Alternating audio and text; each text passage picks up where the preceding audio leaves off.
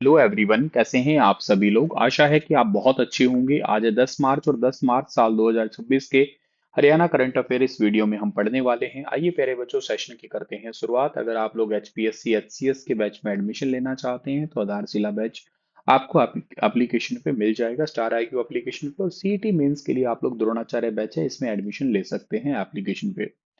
अभी रिसेंटली हरियाणा के मुख्यमंत्री ने डायरेक्ट ट्रांसफर से लाखों अभ्यर्थियों के खातों में 1884 करोड़ भेजे हैं, जैसे कि सामूहिक सुरक्षा पेंशन योजना, इसके अलावा फसल बीमा योजना, आड़तियों को अतिरिक्त कमीशन है, इसके अलावा आवास सभी के लिए योजना, दयालु योजना। इसके अलावा अभी महिला दिवस भी था हाल ही में, तो इसके चलते हुए महिला उद्यमिता मंच चैप्टर की शुरुआत की है। महिलाओं को रोजगार देने वाले उद्योगों को अतिरिक्त सब्सिडी दी जाएगी। ऐसे ही दीन दयाल लाडो लक्ष्मी योजना की किस्त जारी की है। सामाजिक सुरक्षा योजनाओं के तहत भी लगभग 1338.6 करोड़ रुपए जारी किए गए हैं। हर घर गृहिणी योजना के चलते हुए महिलाओं को 20.21 करोड़ को का लाभ मिलने वाला है। महिला स्टार्टअप को 3 करोड़ की सीड मनी के चेक वितरित किए गए हैं। इवन खुद अगर कोई महिला रोजगार सेटअप करती है तो उनको 5 लाख रुपए दिए जाते हैं, एज ए लोन के रूप में दिए जाते हैं ये। नई राष्ट्रीय शिक्षा नीति साल 2020 के अनुसार हरियाणा में पहली कक्षा में प्रवेश के लिए बच्चों की न्यूनतम आयु कितनी निर्धारित की गई है। तो बच्चों की न्यूनतम आयु निर्धारित की गई है 6 साल। ये सवाल मैंने आप लोगों से कल की क्लास के अंदर जो है वो पूछा था, तो आपने इसका मुझे ठीक जवाब जो है वो दिया था। और इसके अलावा हमारे पास में हरियाणा में राज्यसभा की 2 सीटों के इलेक्शन होने वाले हैं अभी। 16 मार्च को होने वाले हैं। उसके लिए ऑब्जर्वर, जिसको पर्यवेक्षक कहते हैं, वो किसे अपॉइंट किया गया है। तो ऑब्जर्वर नियुक्त किया गया है अभी हाल ही में हर्ष संघावी को। यानी कि ऑप्शन नंबर बी जो है इस सवाल का बिल्कुल ठीक रहेगा। हर्ष संघावी गुजरात के उप मुख्यमंत्री है। 2 राज्यसभा सीटों के इलेक्शन होंगे 16 मार्च को। एक उम्मीदवार तीन है वैसे, संजय भाटिया बीजेपी के हैं, कर्मवीर बुद्ध हैं कांग्रेस के हैं, सतीश नांदल निर्दलीय हैं। अगर ये ना आते मैदान में तो इलेक्शन ही नहीं होता, तो एक एक सीटें आ ही जाती दोनों की, कोई खास दिक्कत वाली बात ही नहीं होती फिर तो, है ना। लेकिन दिक्कत कहाँ हुई है सर? दिक्कत हुई है कि दोनों बेसिकली दो लोग जो आगे हैं, 3 लोग मतलब आगे हैं, तो करके दिक्कत का सामना करना पड़ रहा है। दिक्कत इन द सेंस कि इलेक्शन करवाने पड़ रहे हैं। हर्ष संघवी उप मुख्यमंत्री है और ये गुजरात के सबसे कम उम्र के गृह मंत्री भी रह चुके हैं। सावित्री जिंदल को हिसार के जो निर्दलीय विधायक है, इन्होंने बीजेपी ने चुनाव प्रबंधन की जिम्मेदारी दी है। टोटल 90 सीटें हैं। कांग्रेस के 37 विधायक हैं वर्तमान में। हाल ही में अंतर्राष्ट्रीय महिला दिवस के अवसर पर साल 2026 का distinguished lady of velar and vision सम्मान किसे मिला है। तो ये सम्मान मिला है अनिता शिवनानी अजवानी को। ऑप्शन नंबर बी इस सवाल का ठीक रहेगा। देने वाली संस्था का नाम है news media association of India और चेन्नई का झूलेलाल मंदिर। क्यों दिया गया है? कला, समाज सेवा और सिंधी संस्कृति का संरक्षण के लिए यह अवार्ड मिला है। यह अवार्ड राष्ट्रपति पुरस्कार प्राप्त शास्त्रीय गायिका हैं ऑलरेडी। और इनका नाम जो है ना वरदान फिल्म सीरीज से भी जुड़ा रहा है। इन्होंने सेंट्रल रेलवे में प्रशासनिक जिम्मेदारियों का भी निर्वहन किया है। ये झूलेलाल सेवा समिति गुरुग्राम की उपाध्यक्ष भी है वर्तमान में, इनके पास में ये पद है, ठीक है।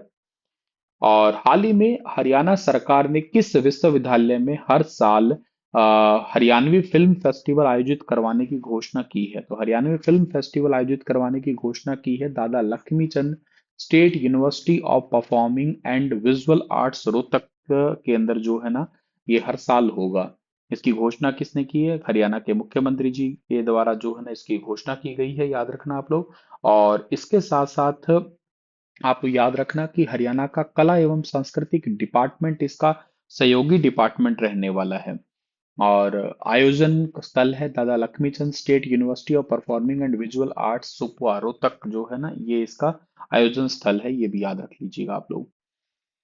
पहली बार सरकारी स्तर पर आयोजित होने वाला वार्षिक फिल्म फेस्टिवल होगा ये वाला, नेशनल लेवल पे मतलब राज्य स्तर पे पहली बार ही होगा ऐसा।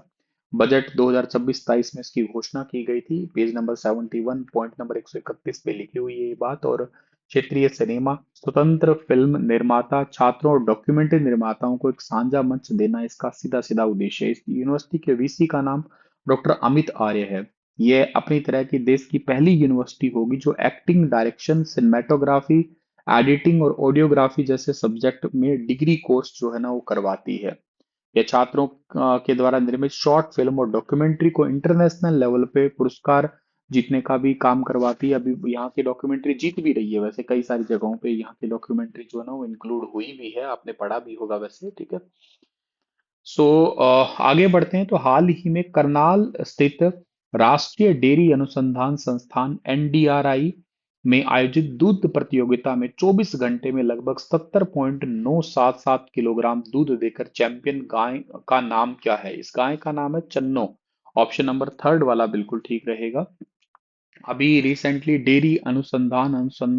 जो डेयरी अनुसंधान संस्थान है करनाल का, इसके यहाँ पे जो ना श्याम सिंह राणा जो हरियाणा के कृषि मंत्री है, वो इस प्रतियोगिता में शामिल हुए थे और दूध प्रतियोगिता हुई थी। ये डेयरी मेला लगा था जिसमें चन्नो गांव है, जिंजाड़ी गांव, सुनील मेला का सिल्लू और सेंकी डेयरी फार्म की हॉलिस्टीन फ्रिजियन एचएफ नस्ल की गाय है जिसने 77.977 किलोग्राम दूध दिया है। भैंस है बड़ी, जो कि झज्जर की है, और ये मुरा नस्ल की भैंस है, और इसने जो है ना, सॉरी बड़ी क्या, बाणी भैंस का नाम है बाणी, और 31.140 किलोग्राम जो है ना इन्होंने दूध दिया है। एशियाई रिकॉर्ड वैसे पिछली साल का था ये, सुनील मेला की गाय थी, सोनी है गाय, 87.740 ग्राम दूध दिया था, जो एशिया का रिकॉर्ड बना चुकी है ऑलरेडी। नस्ल सुधार के लिए साल 2014 में ब्रीडिंग की शुरुआत की थी इन्होंने, और बाकी साइलेज है, हरा चारा, फीड, तूड़ी इत्यादि ये सारा खिलाते ही हैं, ठीक है। हरियाणा के किस जिले में देश की सबसे ऊंची इमारत बनाई जाएगी? देश की सबसे ऊंची इमारत बनाई जाएगी गुरुग्राम डिस्ट्रिक्ट के अंदर। ग्लोबल सिटी प्रोजेक्ट के सेंटर में भारत की सबसे ऊंची बिल्डिंग बनाने की योजना कर रहा है गुरुग्राम। गुरुग्राम के पास द्वारका एक्सप्रेसवे के किनारे तैयार होगा, जो लगभग 1000 एकड़ में फैला है। 16वीं अखिल भारतीय पुलिस कमांडो प्रतियोगिता का आयोजन हरियाणा के किस शहर में होगा? तो ये होगा हरियाणा के मानेसर शहर में होगा। ऑप्शन नंबर थर्ड इसका ठीक है। 16वां अखिल भारतीय पुलिस कमांडो प्रतियोगिता ये हुआ था 16 से 28 फरवरी तक हुआ था, गुरुग्राम के मानेसर के अंदर हुआ था ये। अखिल भारतीय पुलिस खेल नियंत्रण बोर्ड के तहत इसका आयोजन किया गया था। विशेष पुलिस और अर्धसैनिक बलों की टीम ने इसमें हिस्सा लिया था। हरियाणा में फरवरी 2026 तक औसतन भूजल स्तर कितने मीटर तक पहुंच गया है? तो लगभग 23.02 मीटर तक पहुंच गया है। हरियाणा में वर्तमान में 31 ब्लॉक जो है ना सेफ श्रेणी में है, जबकि 91 ब्लॉक जो है ना ओवर है, मतलब अति दोहन की श्रेणी में आ चुके हैं ये। और ये पहले ये ब्लॉक 88 थे, अब 3 ब्लॉक को और भूजल दोहन जो है बढ़ गया है वर्तमान में।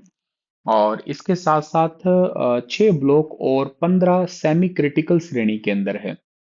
सरकार की ओर से सदन में दी गई जानकारी के अनुसार अब देश में औसतन भूजल स्तर 23.02 मीटर तक पहुंच गया है।